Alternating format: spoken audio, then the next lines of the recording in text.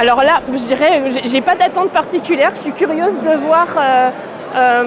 On voit quand même que pour tout ce qui est la mission traditionnelle, on a des choses qui sont déjà très digitalisées. Donc moi, je suis plutôt attentive à des solutions autour du social, autour du juridique et aussi autour de tout ce qui est la gestion interne de nos cabinets ou le lien avec nos clients.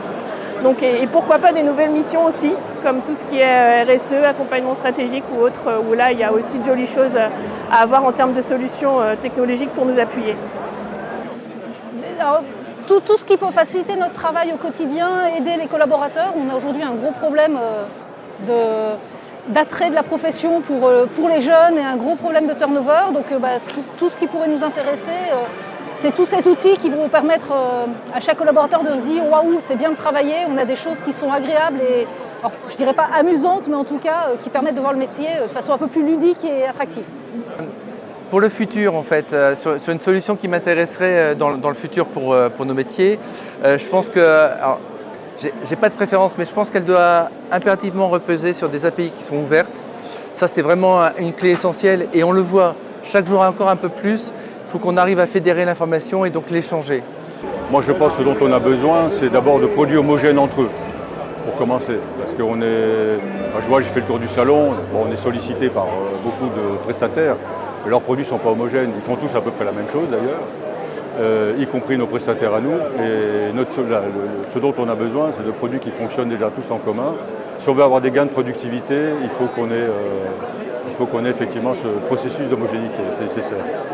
Je vais répondre à contre-courant parce que moi je pense que des outils on en a plein, on a beaucoup d'éditeurs qui sont présents. D'ailleurs au congrès actuellement on voit que la très grande majorité des stands ce sont des éditeurs.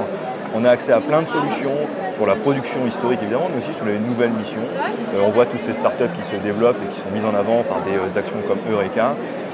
Et donc je pense qu'aujourd'hui on n'a pas forcément un besoin d'un outil particulier, il y a une offre très importante.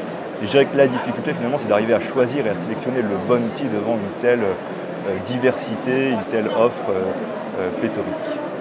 Sans parler d'un outil en particulier, mais d'une manière générale, c'est l'outil qui va me permettre de gérer rapidement et efficacement mes dossiers et de n'importe où.